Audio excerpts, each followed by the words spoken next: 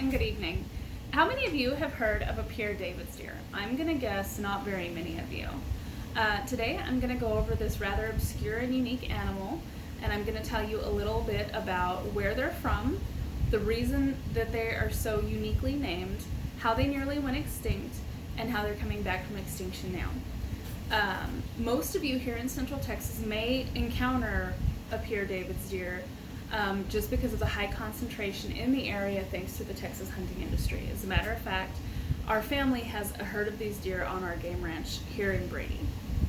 So to start, I'm going to tell you a little bit about the origin of this species, and they are originally from the wetlands in China, and I've got a slide here to show you. Here in this central area, they're from an area near the Yangtze River. As I'm going to go over here in just a second, they're a semi-aquatic deer, and they like the swamps and they like the wetlands that you find down in the river valleys in China, down here in this delta area. So, they have a very unique name, and they're called the Pere David's deer because the first European to see these deer was Father Armand David, and he was a missionary from France, and he was the first non-Chinese person to see these deer, and therefore one of their many names was gifted to him. So their scientific name is actually called the Elaphrus davidianus.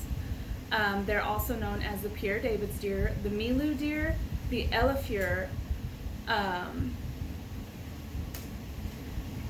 and here on my next slide I have a quote from an article. The author was Harper, 1945, and it says, "The name that the Chinese gave these deer was Tu Ku Tiang." I know that I messed that up horribly. This means none of the four. The deer supposedly had the neck like a camel, a tail similar to that of a donkey, the antlers of a deer, and the hooves of a cow. But according to this, it said that the animals didn't have any greater characteristics than the split between the four.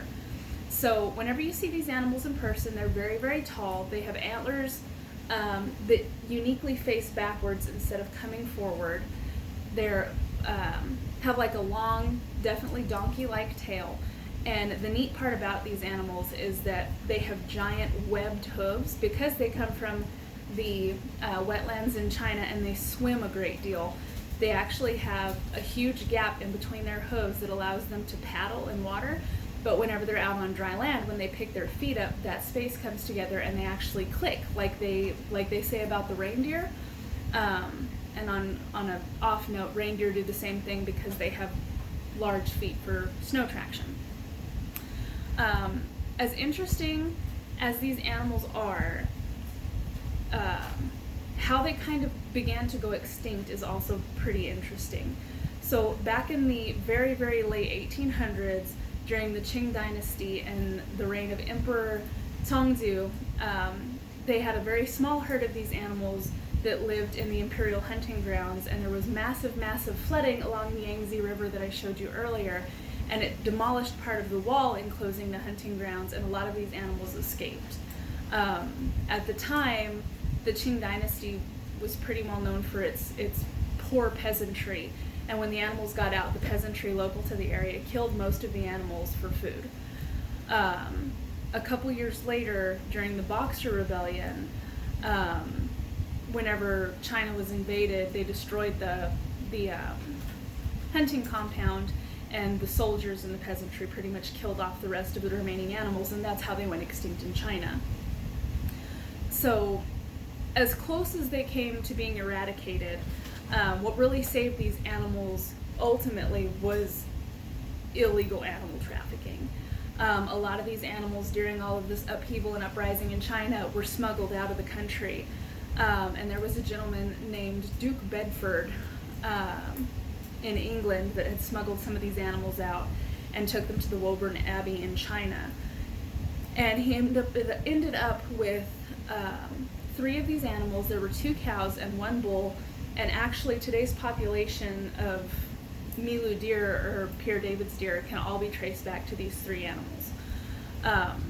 So it was pretty neat. I went through an article that I found on USA Today, and it was published in October of 2018, and it stated that there was a nature preserve in Ohio called the Wilds, and they had the largest documented herd at the time, and I believe it was like 57 animals. These animals have slowly been reintroduced into China, but here in 2020, I personally know of a private herd here in Central Texas that has well over 200 animals down by Seguin. So it's really nice that we're able to bring these animals back from the brink of extinction, and that they are coming back, and that our generations to come will have the opportunity to see these animals in person. So ultimately, and in conclusion to my speech today, the species has really been brought back from near extinction thanks to all the conservation efforts and all of the hunting industries here in Central Texas, because without these animals, we'd lose a lot of pretty interesting history. Hopefully one of these days, one of you or all of you will be able to have the chance to see these really neat and unique animals in person. And then maybe with the same interest and determination, other species, just like the Pere David's deer, can be brought back from extinction due to, the conservation efforts here in Central Texas.